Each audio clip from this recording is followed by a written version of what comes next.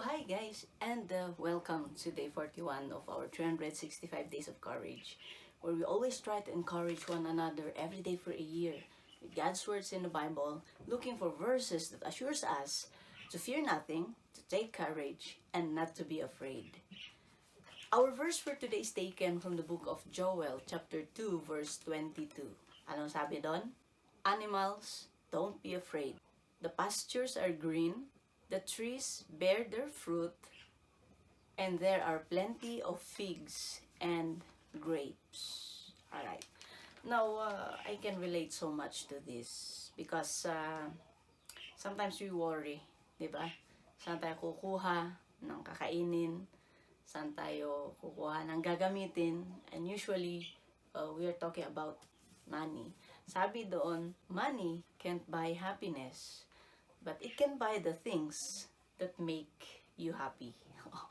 Anyway, it's normal for us to worry kung saan tayo kukuha ng pambili ng pagkain, pambayad ng tuition, pambayad ng mga bills, di ba? Now, itong verse natin na to is a promise of hope. Why? Comparing yourself as a human being who has the capacity to source out funds. Ang mga animals, wala silang trabaho. They're not employed. But how come that God still takes care of them? Diba? Naisip nyo ba yan? Of course, they have to work it out. Survival of the fittest, diba? Survival lang. Survival instinct. Animals have this, wherein sometimes they kill in order for them to survive. But then, in our verse for today, God is assuring the animals na, huwag kayo matakot. The pastures are green. You can just go and graze on it. The trees bear fruit. You just go and pick. Diba? Figs and grapes are abundant. So, if God is assuring these animals not to worry about what they're going to eat, how much more for us, diba? Mga tao tayo, maparaan tayo. We can use yung ating pagkawais, diba? We can use our pagiging madiskarte to be able to put something on the table para ma-solve yung problema natin sa stomach. Because yung tiyan natin ang laging nagtutulak sa atin na magremedyo. Okay? And so if God assures the animals not to worry, edi mas lalo na sa atin mga humans. Mas lalo na sa atin mga anak ng Diyos. Diba? Naisip nyo ba yun? And so, guys, do not worry. But anyway, that will be another topic in our everyday verse. But then what we are going to focus here is God's promise of hope. And that is why our first reading for today, taken from the book of Ezekiel,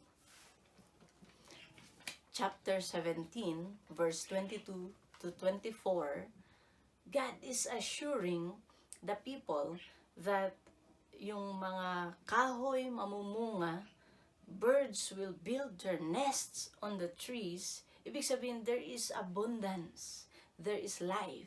And so, we should not be worrying. Pero ito yung pinakamaganda doon sa promise of hope ng Panginoon sa book of Ezekiel. Sa pinaka-last part niya, anong sabi niya doon?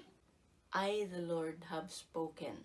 I will do what I said I would do. Ibig sabihin, sinabi ng Panginoon na huwag tayong mag-alala kung anong kakainin natin. He will provide. He will always be with us. And so we need not worry. We need not be afraid. We just need to take courage. And God assures us in this chapter 17 verse 24 in the book of Ezekiel, God says, ako ang Diyos at gagawin ko kung ano yung sinabi kong gagawin ko. Di ba napakaganda?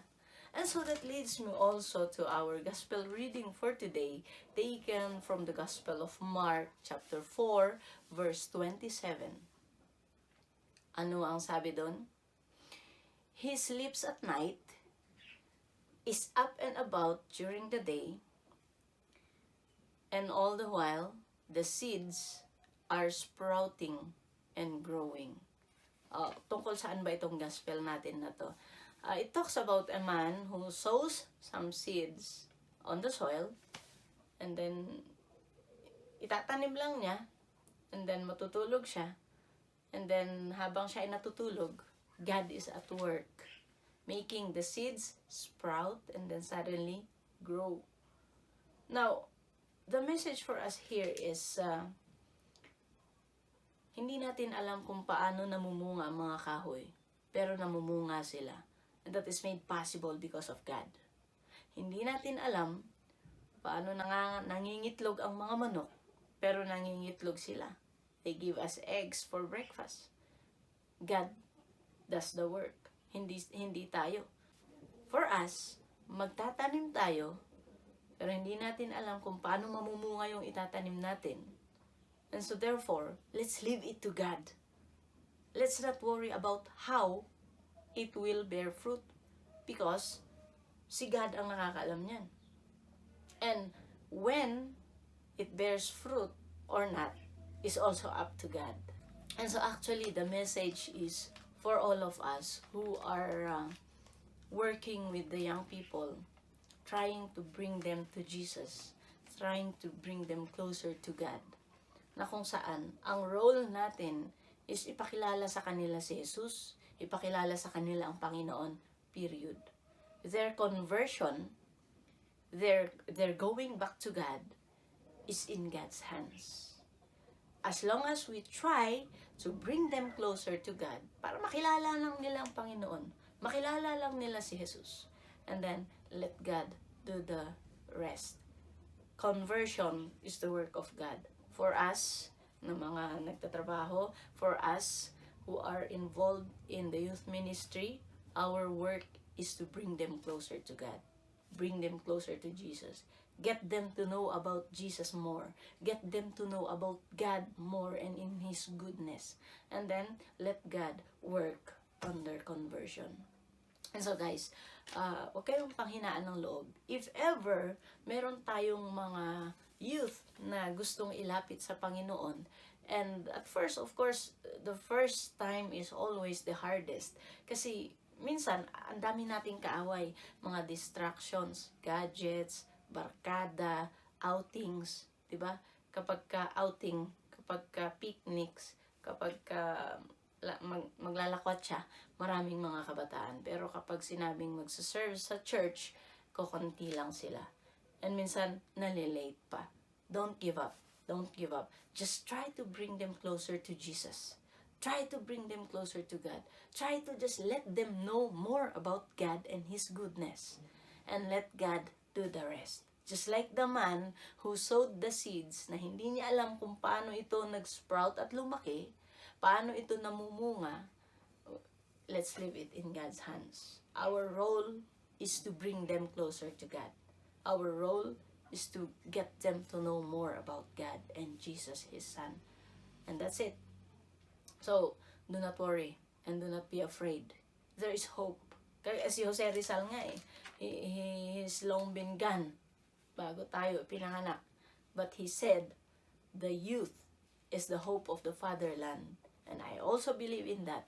As long as there are people like you and me who are trying to get the youth know more about God, know more about goodness, hindi nawawala yung hope na yan.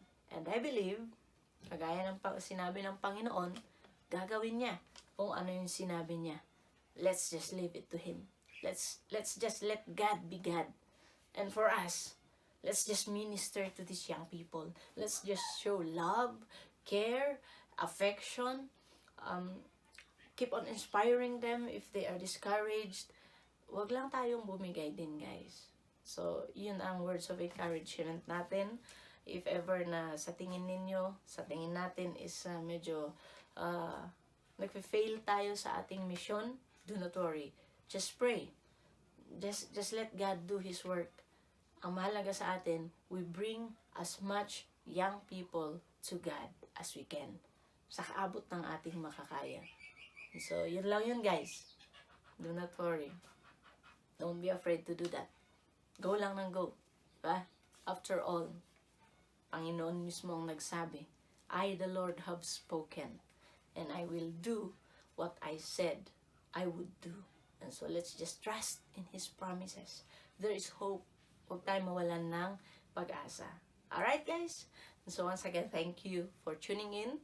And abang-abang tayo bukas because tomorrow, is naiiba dahil ang episode natin tomorrow, meron tayong bisita. And syempre, ito'y galing sa ating mga kabataan. And so guys, tune in tomorrow for day 42 of our 365 Days of Courage. Bye-bye! By the way, ang theme natin for this 10 days, for the next 10 days is about life. Alright? Bye guys!